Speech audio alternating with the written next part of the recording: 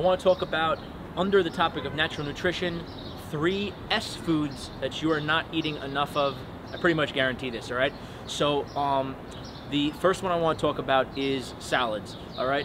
Most people are not eating enough raw fruits and vegetables, so these 3 tips I'm going to give you are ways to start phasing these type of foods into your nutrition plan more frequently, and also in ways that doesn't suck and isn't boring. The biggest tip I can give you for all these things I'm going to tell you is you need to consistently make yourself one meal and keep trying it and perfecting it and improving it over time.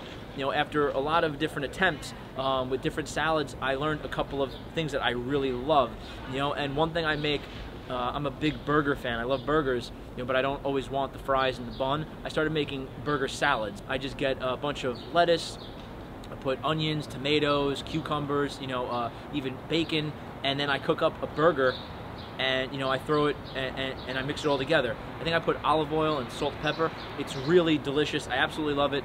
What I do is I meal prep everything in advance. So I make the burger patties. I add a little red pepper flakes or whatever cumin powder to them.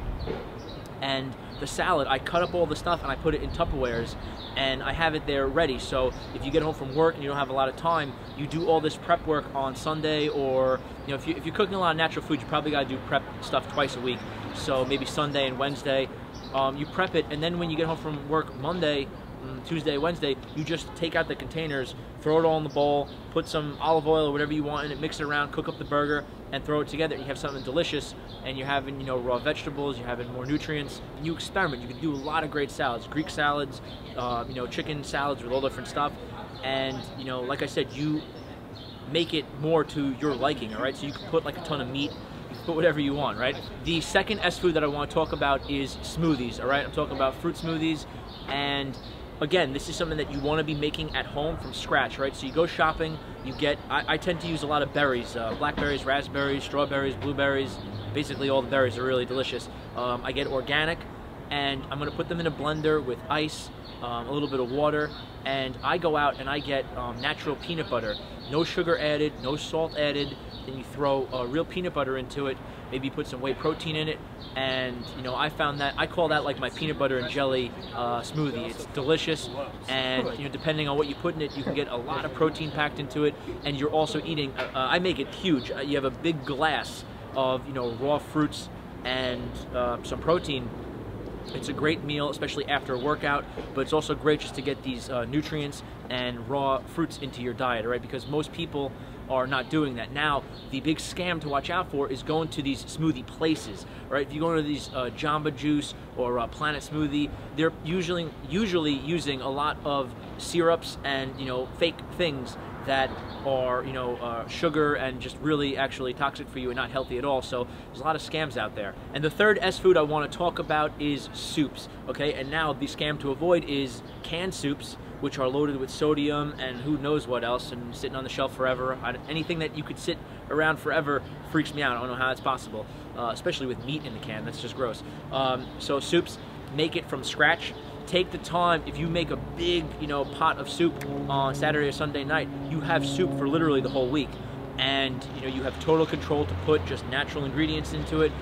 You can make some kick-ass soups when you do your research. Something I make is lentil soup, which is really high in protein, a vegetable source of protein. If anyone's a vegan out there, it's really cool. You can make chili with all different types of meats, all different types of beans. You can make it really spicy, or you can make it less spicy.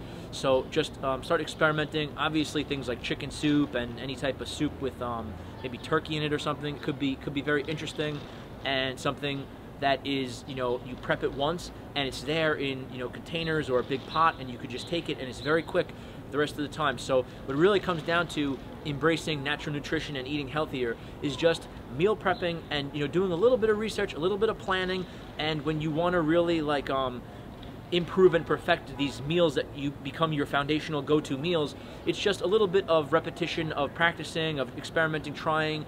Every time you tweak it and it gets better and better.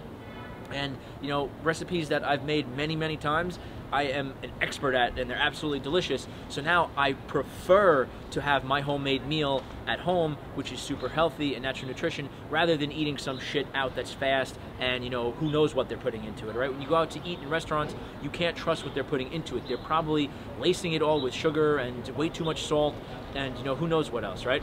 All right, so hope you enjoyed this video. Please consider subscribing. If you have any questions or feedback, throw it in the comment section and I'll reply. All right, thanks a lot. See you in the next video.